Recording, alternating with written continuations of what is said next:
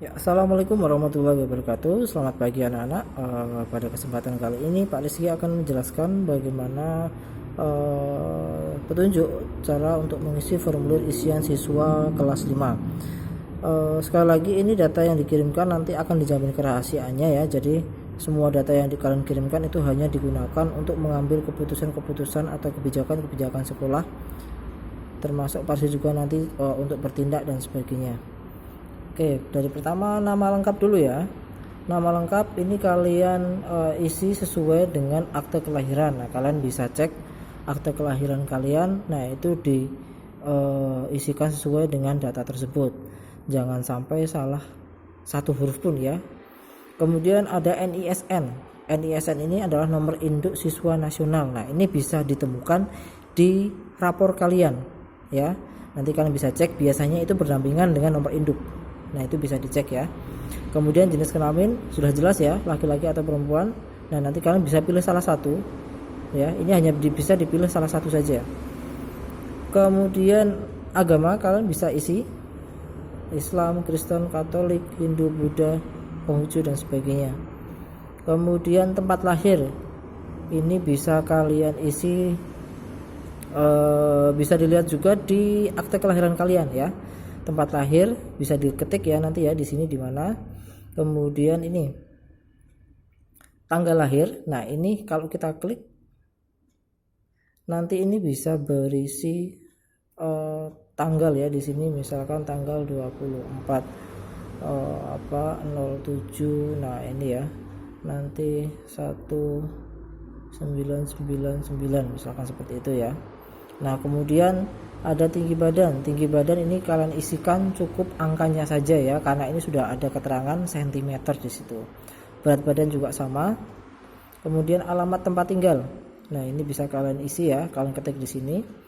Kemudian ada domisili. Nah, domisili ini kalian berada di dalam kota Magelang atau luar kota Magelang atau kabupaten ya. Kemudian koordinat Google Map. Nah, ini untuk koordinat Google Map kalian bisa cek tutorial Pak Rizky ya, berkaitan dengan bagaimana cara menentukan koordinat pada Google Map. Kemudian ada hobi atau kegemaran kalian. Kemudian ini, nah, terbiasa sarapan pagi atau tidak? Selalu atau sering atau hanya kadang-kadang atau jarang atau tidak pernah.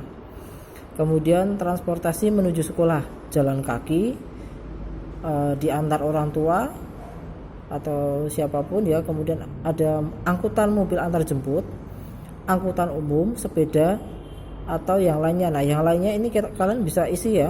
Misalkan berangkat diantar tapi pulang naik angkot. Nah, itu bisa diketik nanti di sini. Kemudian apakah berencana untuk les atau pelajaran di luar sekolah? Tentu jika ini pandemi virus corona ini sudah berakhir ya. Nanti bisa kalian pilih ya atau tidak. Kemudian ini ada mungkin kalian bisa lihat di sini ya. Di sini ada tanda bintang kecil di sini ya, warna merah. Itu artinya ini wajib untuk diisi. Sedangkan ini, nah contohnya ini ya. Ini tidak ada tanda bintangnya, maka kalian boleh tidak mengisi. Ini tidak wajib ya. Jadi yang ada tanda bintangnya kecil ini, nah ini kalian boleh wajib untuk mengisi. Jika kalau ini, nah ini bebas ya. Kalian mau mengisi atau tidak jika punya ya. Ini ada keterangan jika punya. Nah, silahkan kalian isikan di sini. Kemudian ini perangkat atau gadget yang dimiliki oleh siswa sendiri ya. Ini yang kalian pegang sendiri ya. Nah, ini bisa lebih dari satu. Misalkan kalian punya HP, punya laptop. Nah, ini bisa lebih dari satu. Atau misalkan tidak diisi sama sekali pun juga tidak apa-apa kalau memang tidak punya. Kemudian prestasi yang diraih bisa diketikkan di sini ya. Kemudian penyakit yang pernah dialami. Nah, ini tujuannya nanti Pak Rizky supaya, bukannya Pak Rizky ya, tapi sekolah supaya bisa mengantisipasi jika nanti ada kejadian di sekolah. Nah, itu nanti agar bisa mempersiapkan diri. Kemudian ini maaf ini mungkin agak terlalu privacy ya, tapi Pak Rizky juga butuh data ini supaya oh ya ternyata anaknya sudah atau tidak. Nah, ini kan juga bisa menentukan sikap Pak Rizky nanti di kelas seperti apa. Untuk perempuan apakah sudah menstruasi? Ini tidak wajib diisi ya. Di sini memang tidak ada keterangannya, tapi ini tolong dimasukkan datanya ya. Ini khusus untuk perempuan, sudah atau belum, tinggal dijawab aja.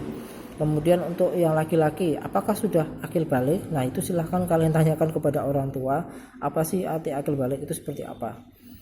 Kemudian nah ini untuk yang selanjutnya, tinggal bersama titik-titik dalam satu rumah, bisa lebih dari satu ya.